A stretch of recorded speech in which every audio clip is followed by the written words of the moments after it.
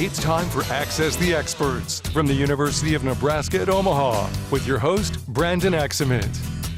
Hello and welcome to another edition of Access the Experts on News Channel Nebraska, where every Tuesday and Thursday, University of Nebraska at Omaha faculty members answer today's questions facing our state.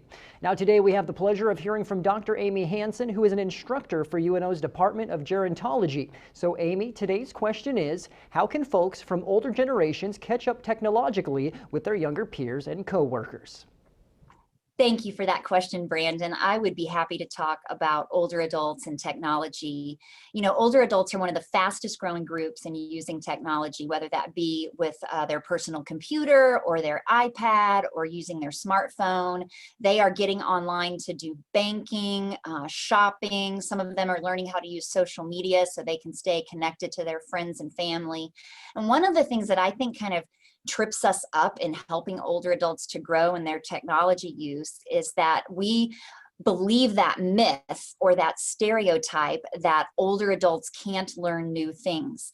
And this is simply not true. You know, in the absence of disease, so certainly things like Alzheimer's disease or a stroke, that's going to impair learning. But in the absence of disease, in normal aging, we can continue to make new connections in the brain. We can keep learning new things. In fact, there is research that continues to show us the neuroplasticity of the brain, meaning that the brain can grow and it can change and it can make those new connections. There are a couple of things I think for us to note.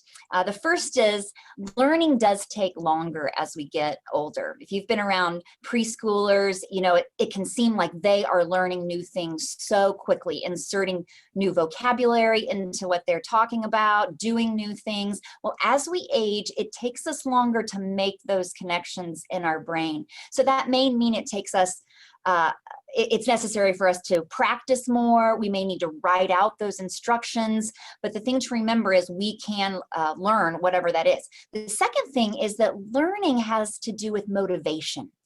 One of the things we especially know about the adult learner is that they're going to learn best when whatever it is they're learning has personal meaning to them. It's relevant to their lives. And I think one of the places we have really seen this is during this pandemic. Adults and older adults, you know, they learned to use Zoom or they learned to use FaceTime for the first time because they wanted to connect with their family, with their friends, to still be a part of groups that they were a part of during this period of social isolation. I know one grandma whose grandchildren were quarantining and she was quarantining, and she taught them journalism, a journalism class through Zoom, and they produced a family newsletter together. So there's lots of options for this. You know, technology doesn't have to be something that divides the generations. It can actually bring the generations together. Young people can gain confidence as they're teaching something to an older adult, and an older adult can be empowered and learn how to use these tools that they want to learn. You know, if you'd like more information about this or more information about the gerontology department, please reach out to us. You can find us at gerontology.unomaha.edu.